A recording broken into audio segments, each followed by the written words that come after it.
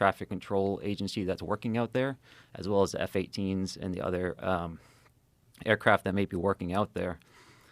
But in a broader sense, when we look at it in relation to our air defense identification zone, which is essentially a band of airspace that surrounds our entire country, if your flight path originates out over the water outside of that ADIZ and you proceed into that ADIZ, into our controlled airspace, then you do have to essentially have permission to enter that airspace. It's not a restricted airspace like a traditional bombing range, but it is protected airspace. It's our coastal air.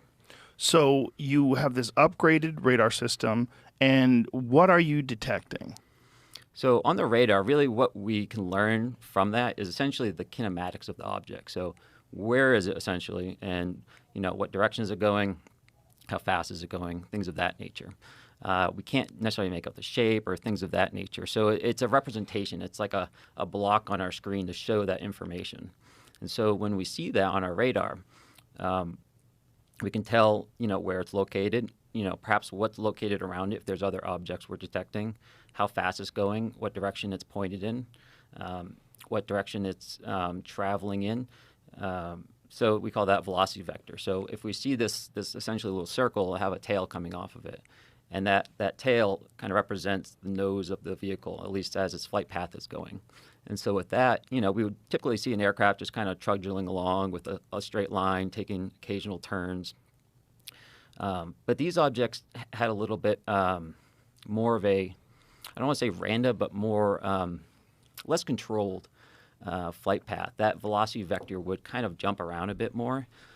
They would not proceed in like a perfectly straight line as you would imagine like a flight navigation computer would take you, right?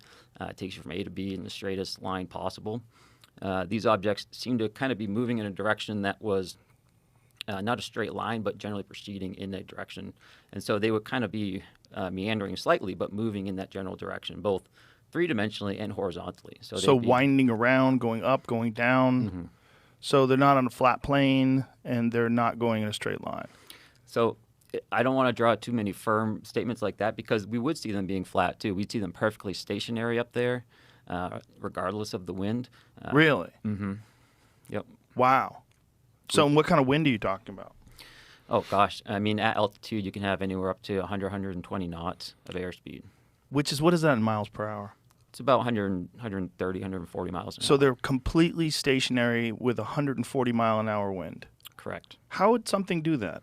It's confusing to me as well. Even if we had something that could just burn that much energy, right? Like if you had a sphere surrounded by little rock